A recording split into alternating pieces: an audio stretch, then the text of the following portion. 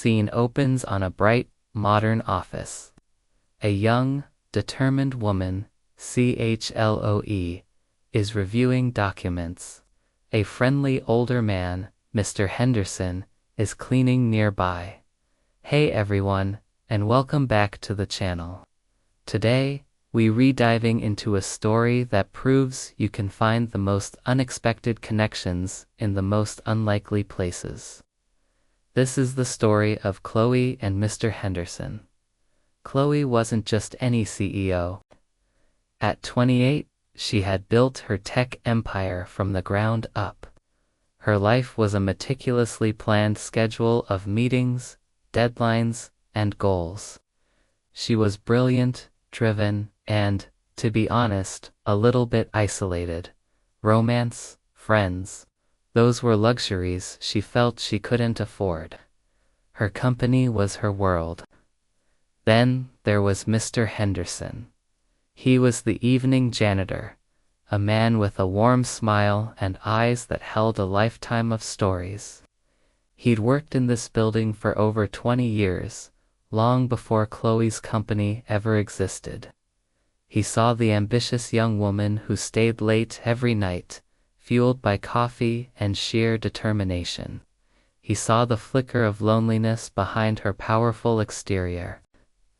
One evening, as Chloe was wrestling with a particularly tricky line of code, she let out a frustrated sigh.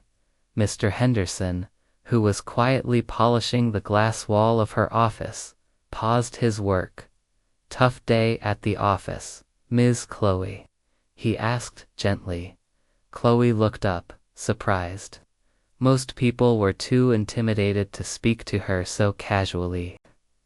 "You could say that," she admitted, rubbing her temples.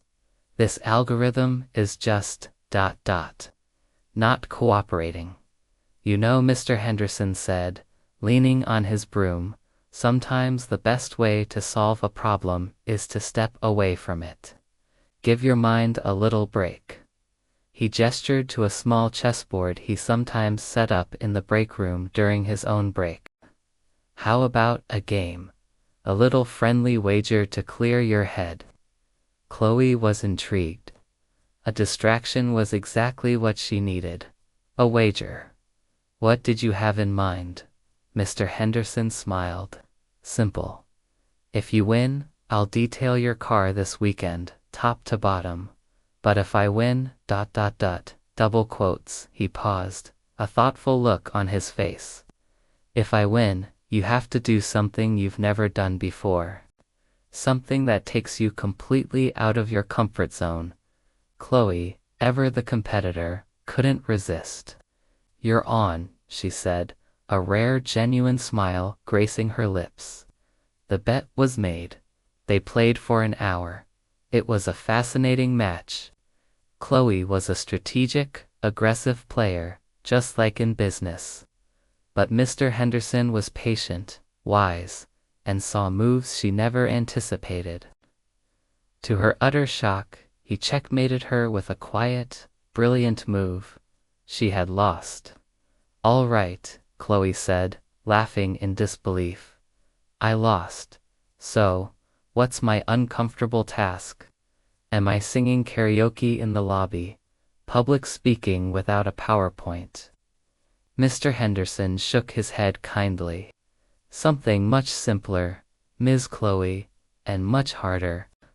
Tomorrow, I want you to strip away all the things that define you as CEO Chloe. No power suit, no high heels, no phone buzzing with emails. Just come to the office in jeans and a t-shirt. Leave the armor at home." Chloe stared at him. It was so simple, yet so terrifying, to be just ... Chloe. In the place where she was a titan of industry. It felt like being asked to walk into a board meeting completely unprepared.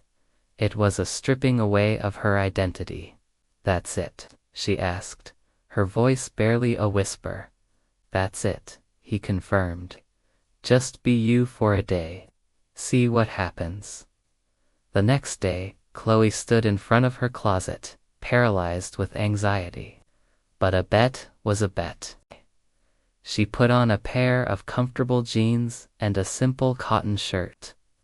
Walking into her own company felt completely surreal. People looked at her, then did a double take.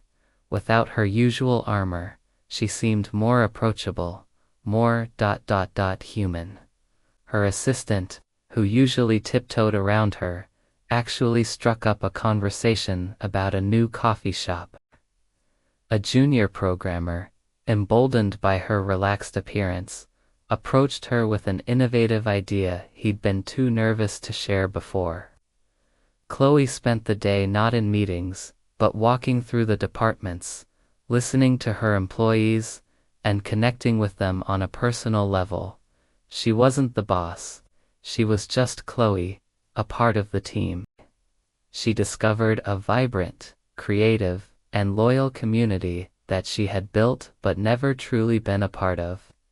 That evening, she found Mr. Henderson in the break room. "You won the bet," she said, her voice filled with a new kind of emotion, and I really enjoyed it. She realized that by stripping away the layers of her professional persona, she hadn't become weaker. She had found a different, more authentic kind of strength. She had found connection. This simple bet taught Chloe that our titles and achievements don't define our whole worth. Sometimes, the most powerful thing we can do is to strip away the expectations and just be ourselves. It was a lesson she never expected to learn from the wise janitor who saw the person behind the CEO. What a powerful reminder, right? It's easy to get caught up in the roles we play. Let this be an encouragement to all of us to find moments to just be ourselves. Thanks for watching, everyone. If you enjoyed this story, please give it a thumbs up. And don't forget to subscribe for more content that makes you think and feel. See you next time.